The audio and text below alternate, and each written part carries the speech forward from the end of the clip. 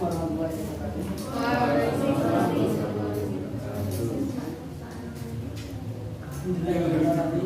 Langsung saja, kami dari kelompok 5 yang berjumlah 3 orang yang akan menjelaskan tentang presentasi gaya hidup sehat pada remaja.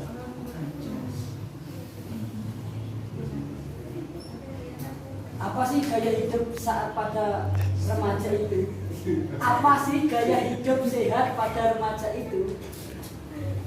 1. Gaya hidup adalah pola tindakan yang membedakan satu atau kelompok dengan yang lain. 2. Gaya hidup memiliki tujuan untuk kemudian dapat membentuk citra yang dibanggakan bagi pengguna maupun partisipasinya. 3. Gaya hidup sehat adalah sebuah komitmen jangka panjang untuk menjaga atau melakukan beberapa hal agar mampu mendukung fungsi tubuh sehingga dampak baik bagi kesehatan, agar dapat mewujudkan gaya hidup yang sehat diperlukan beberapa upaya yang harus dilakukan seperti menjaga asupan makanan sehat, berolahraga, melakukan kegiatan positif untuk menghindari stres dan masih banyak lagi. Tujuan menjaga gaya hidup sehat: 1. Menjaga kesehatan tubuh agar selalu terhindar dari penyakit-penyakit yang mungkin akan menyerang tubuh. 2. Meningkatkan kesehatan jasmani dan rohani. 3. Mendapatkan kehidupan yang lebih baik. 4. Membangun hubungan sosial yang positif. Langkah-langkah menjalani gaya hidup: 1. Mengonsumsi makanan yang sehat dan bergizi. Menu makanan yang paling bagus adalah yang meliputi 4 sehat 5 sempurna, yaitu nasi, sayur, lauk pauk, dan buah dan susu, serta hindari makanan yang banyak mengandung zat kimia, pewarna makanan, dan zat pengawet makanan. 2. Mendapatkan istirahat yang cukup. Beristirahat yang cukup merupakan salah satu cara untuk menjaga tubuh kita tetap fit. Yang laki-laki yang biasanya bergadang ya, sebenarnya berolahraga secara teratur. Berolahraga secara teratur sangat bermanfaat bagi kesehatan tubuh badan kita. Dengan berolahraga, maka akan dapat memacu jantung, pernafasan, dan peredaran darah menjadi lebih baik. 4. Menghindari kebiasaan yang merusak kesehatan. Ada beberapa kebiasaan yang berbahaya dan merugikan kesehatan tubuh kita. Salah satunya adalah merokok. Merokok di sini kalau merokoknya terlalu over atau terlalu banyak.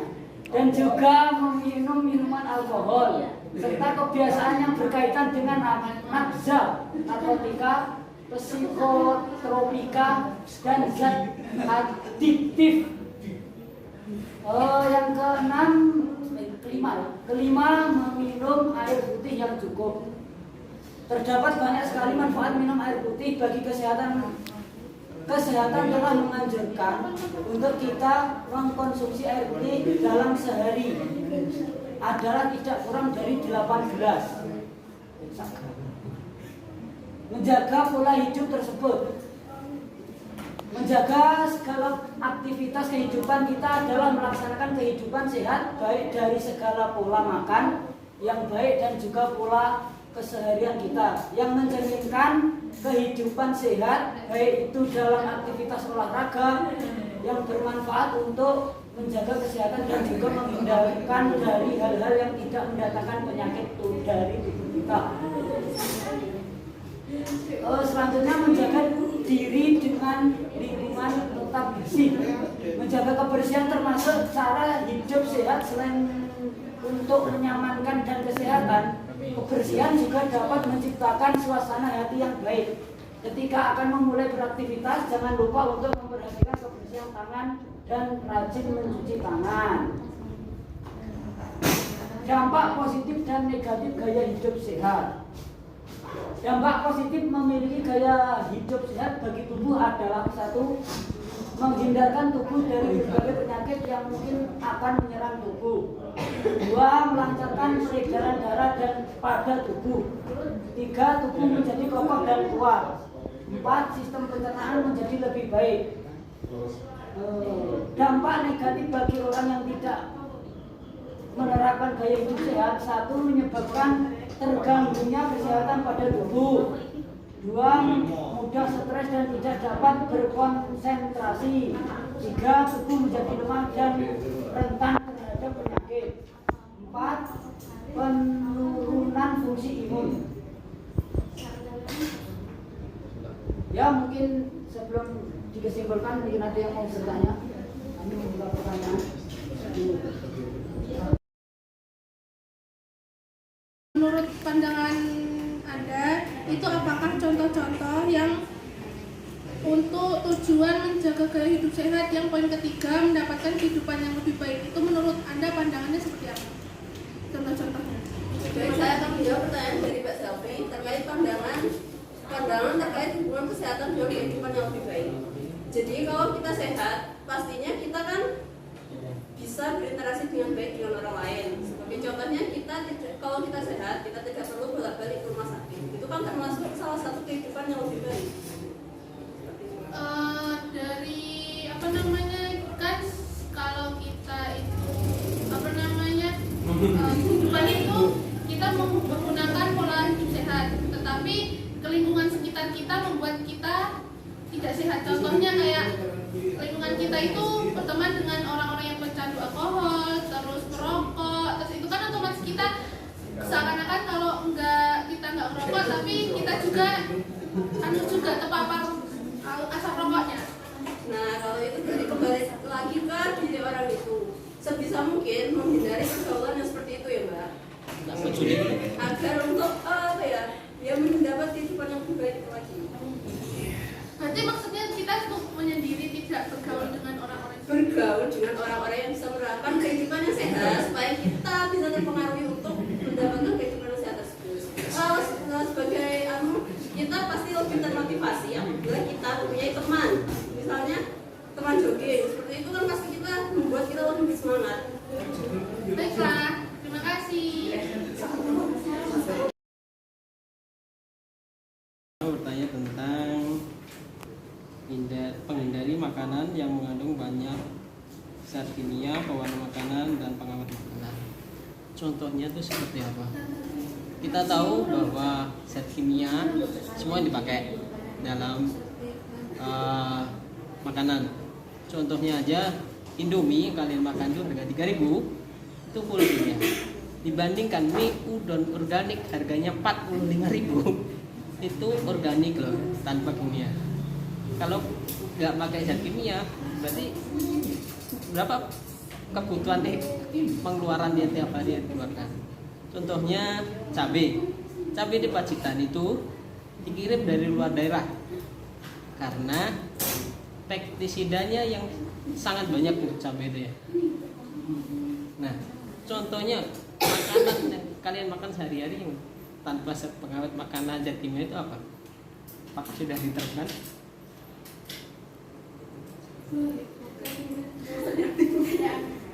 Iya, pertanyaannya contoh makanan tanpa zat kimia, tanpa zat pewarna, tanpa zat pengawet. Bahkan sayuran pun pakai loh. Kedua dari pelaksanaan terkait contoh makanan tanpa zat kimia, pewarna dan zat pengawet. Sebagai contoh kita di sini mengambil telur. Itu kan telur kan asli dari sananya emang nggak ada pengawet, nggak ada kayak gitu. Tetapi dalam pengolahannya yang tanpa menggunakan pengawet itu pasti cuma direbus. Kalau misalnya kita goreng, pasti kan kita pakai garam, pakai minyak, ya Royco. Jadi itu bukannya tanpa pakai ya. Kalau kita pastinya hanya bisa menghindari seminimal mungkin untuk tidak terlalu banyak mengkonsumsi zat-zat kimia tadi. Berarti kalau kalian, kita kan di Jawa Timur, ada namanya pacar, teman, undangan tetangga dan lain sebagainya. Tahu pacar? Berarti nggak makan. menghindari itu bukannya meninggalkan kamera ini. jadi menghindari itu mengurangi secara kita sendiri tidak terlalu banyak. Kalau mau makan mie instan contohnya nggak setiap hari makan mie instan, teratur ganti 2 hari sekali. 2 hari sekali atau 3 hari sekali. Setidaknya kita sudah menghindari atau mengurangi untuk menjaga tubuh.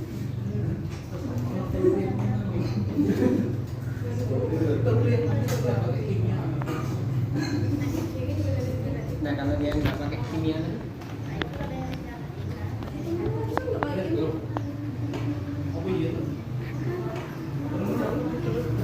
Ya lebih enaknya lagi seperti kehidupan di desa ya mas. Kebanyakan kan orangnya punya tanaman sendiri di perkarangan rumah buat gimana, banyak yang nggak pakai kimia mas, tumbuh sendiri. Contohnya untuk buat jangan sayur-sayur lodeh seperti itu banyak contohnya mas. Menghindari kan namanya sayur meninggalkan ya mas. Oke.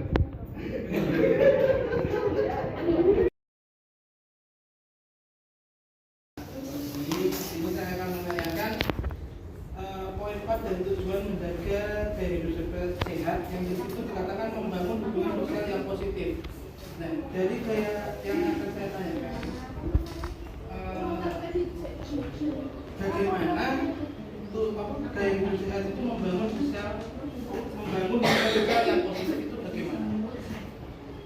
Contoh, berikan contoh dan penjelasan. Saya akan menjawab pertanyaan dari Sosi, bagaimana hubungan sosial yang positif. Ya contohnya itu dengan melakukan kegiatan yang positif seperti misalnya olahraga bersama. Olahraga apa? Ya seperti itu. Olahraga apa?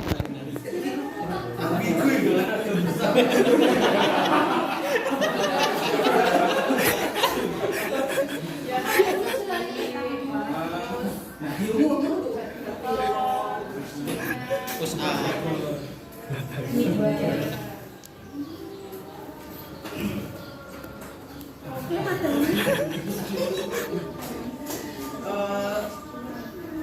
Terus itu bisa minta dari tujuan gaya hidup sehat.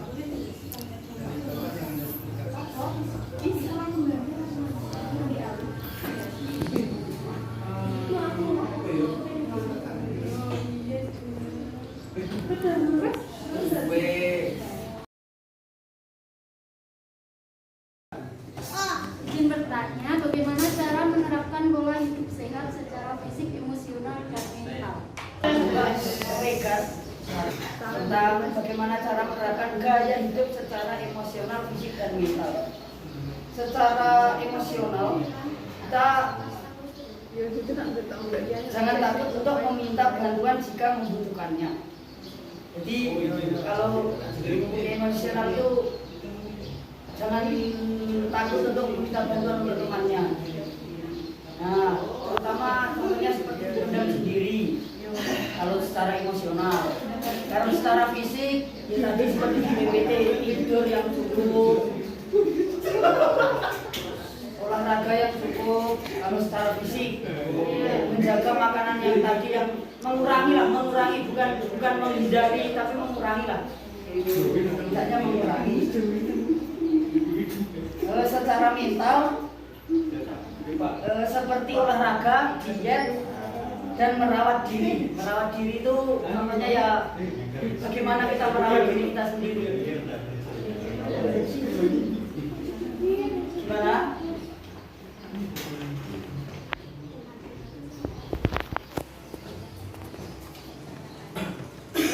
Bagaimana jika orang itu tidak punya teman dekat atau orang kepercayaan, kan dipendam sendiri, terus keluarganya itu nggak ada yang peduli.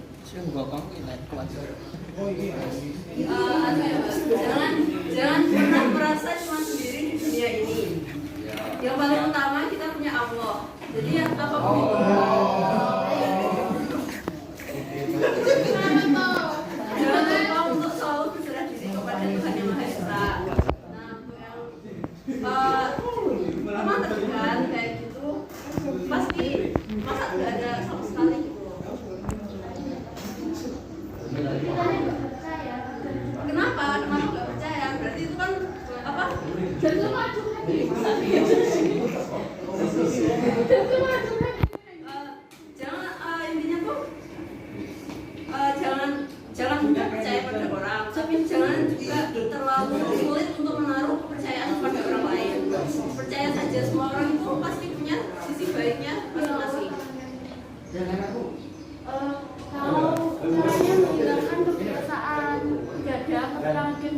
hari sampai subuh itu bagaimana?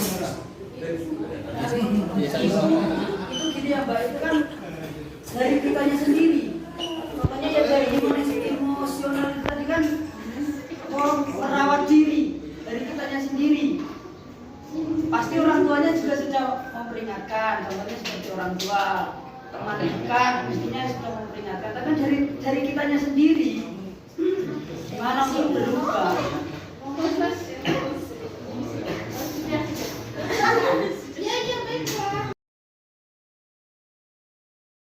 Dan kesimpulannya adalah setiap orang harus memiliki pola hidup yang sehat dan menjalani hidup. Kesehatan merupakan investasi jangka panjang terbaik bagi tubuh kita. Karena itu kita harus menjaga dengan baik. Karena kesehatan itu mahal harganya. Sekian dari kami kelompok 5.